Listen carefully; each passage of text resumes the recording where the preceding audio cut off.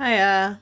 Love is not selfish. Hello, love is not selfish. It's Jackie Talks, your happy ever after advocate. To be selfish means to be full of yourself. To be selfish means to be full of yourself and be about yourself.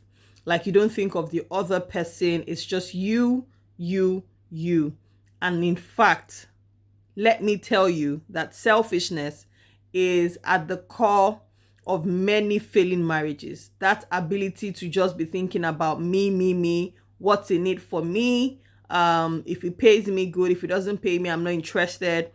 And that happens in many things. In as little as a holiday vacation, I can't go, I'm not going, I'm not interested. What is it going to do for me? It's just going to be walking up and down in the sun in an unknown country. I'm not going. Is in those kind of big decisions. It's also in very little decisions, and it's what we say when we're driving. Don't get in front of me. Don't get in my lane or on the queue when we're in the queue. Even when someone is needs to get something faster than you do. No, we don't want anyone to get in there. We just want to get ourselves sorted and move on.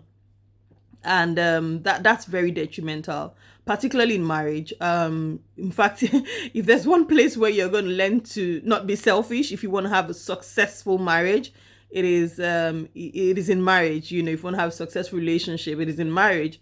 You can't be that person who is thinking that. In fact, the moment you said I do, you have become one with that person. And so we don't say I anymore, we say we.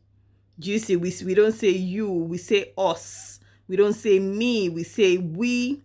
Do you see? And we say us. It has become us. It is now two people. And so there's no way you are being selfish with decisions, with money, whatever it is, you can't be. Even with chores in the house, you have to be able to help the other person. You have to be able to think of the other person's advantage, what they stand to gain. Think of their comfort, their honor, their pleasure, their profit in this marriage, in your marriage. Think about how your marriage can benefit the other person, not just you. Always think about the consequences of a decision for the other person. That's how to be selfless. Okay, so it's not just, don't just seek your own. In fact, it's just a problem you find in many failing marriages. Selfishness, not willing to see from the other person's point of view. Selfishness. Do you see what I mean?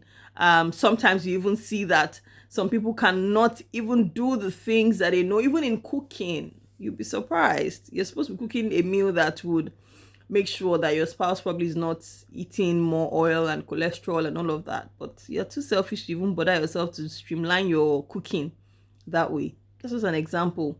You're too selfish to make sure that your wife is more comfortable in a nicer car. If she needs one, you'd rather drive the nicer car and then let her get on the bike or get a cab or whatever it is. When you can actually let her have the car, just placing the other person ahead of you. Do you see? That's what it is. It's a golden rule, the rule of selflessness. It's a golden rule, and you must begin to take it on. The Bible says, "Love your neighbor as you love yourself." So it's not love your neighbor a little bit as much as you love yourself. No, it's the same way. So you have to be thinking about each other steady.